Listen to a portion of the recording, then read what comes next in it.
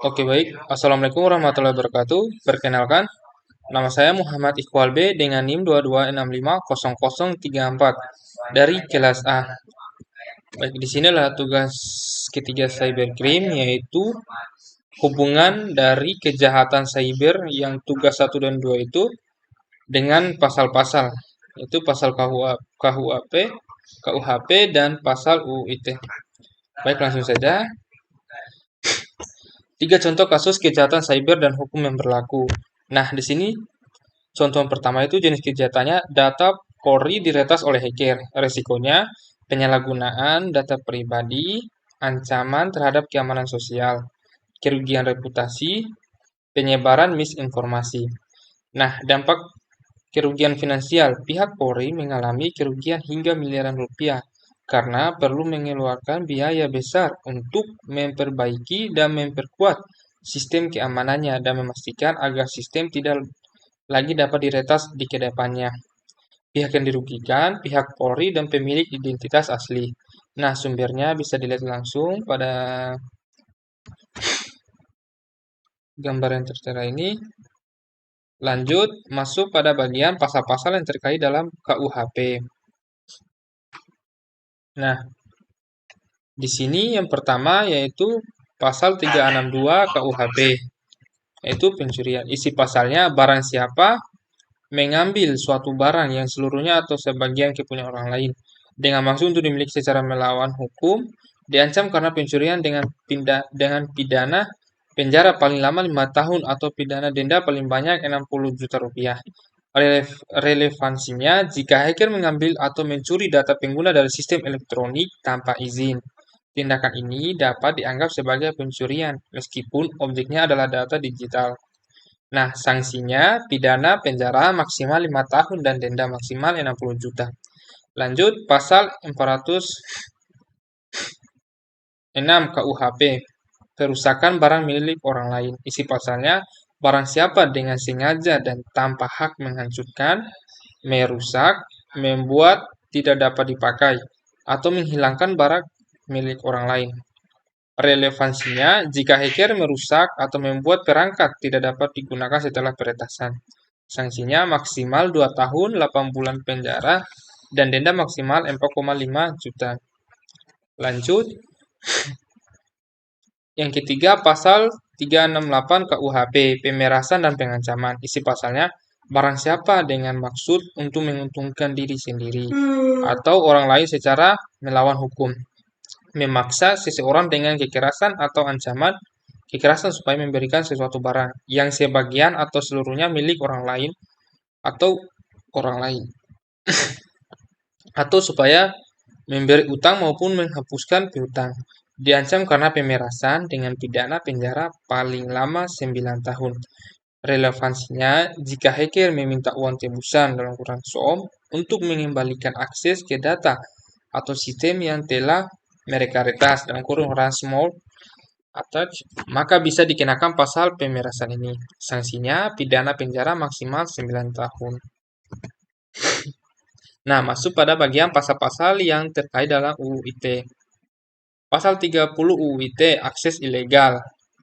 Relevansinya, hacker mengakses sistem data Polri tanpa izin pemiliknya. Sanksinya dalam kurung pasal 30 UU ITE hingga 8 tahun penjara dan atau denda 800 juta. Nah, pasal yang kedua itu pasal 32 UU ITE, manipulasi data elektronik. Relevansinya, jika hacker mengubah data dalam sistem data Polri agar bisa dikontrol dari jarak jauh. Sanksinya pasal 32 UU ITE hingga 10 tahun penjara dan atau denda 5 miliar. Yang ketiga, pasal 46 UU ITE, sanksi atas pelanggaran pasal 30 dan akses ilegal.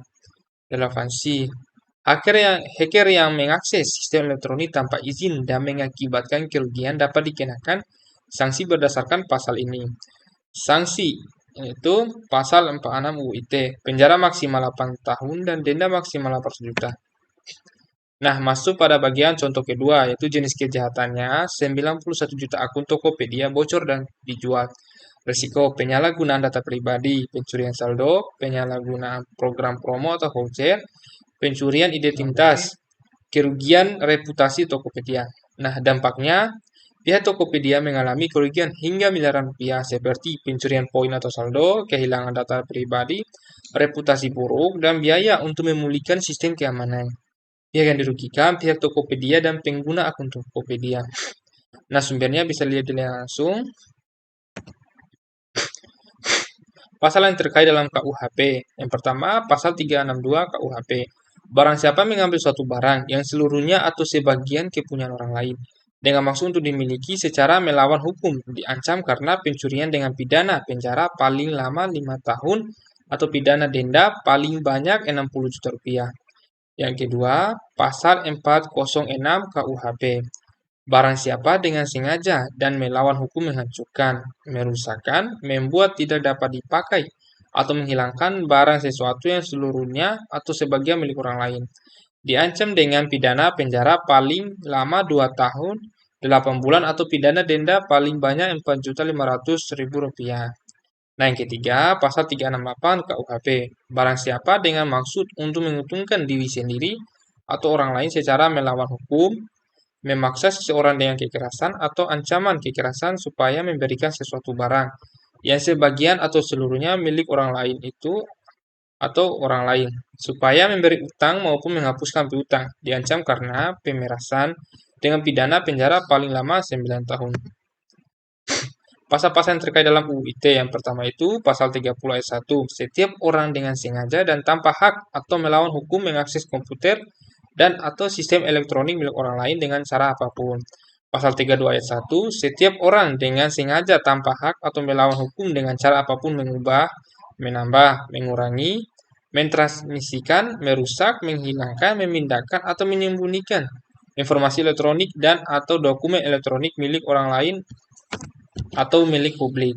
Yang ketiga, pasal 46 UU ITE ayat 1. Setiap orang yang memenuhi unsur sebagaimana dimaksud dalam pasal 30 ayat 1 dipidana dengan pidana penjara paling lama 6 tahun dan atau denda paling banyak 600 juta. Nah, masuk itu kasus ketiga yaitu jenis kejahatannya peretasan yang menghebohkan dunia cyber di tahun 2020. Risiko serangan ini dapat menghambat operasi rumah sakit dan akses ke data media, berisiko mengganggu perawatan medis. Dampaknya kerugian finansial yang signifikan bagi institusi kesehatan dan potensi risiko terhadap keselamatan pasien. Pihak yang dirugikan, pihak kesehatan dan para pekerjanya. Dan sumbernya pasal yang terkait dalam KUHP. Yang pertama, pasal 362 KUHP. Dalam kurung tindak pidana pencurian. Mengatur tentang pencurian yang dapat dikenakan apabila pelaku mengambil barang atau data milik orang lain secara melawan hukum. Nah, yang kedua, pasal 368 KUHP. Pemerasan dan pengancaman. Barang siapa dengan maksud menguntungkan diri sendiri atau orang lain secara melawan hukum, memaksa seseorang dengan kekerasan atau ancaman kekerasan untuk memberikan sesuatu, atau supaya memberikan hutang maupun menghapuskan piutang, diancam dengan pidana penjara paling lama 9 tahun. Nah, yang ketiga, pasal 46 KUHP. Dalam kurung perusakan sistem atau data elektronik. Bisa digunakan jika tindakan pelaku menyebabkan sistem e-commerce atau logistik mengalami gangguan atau kerusakan.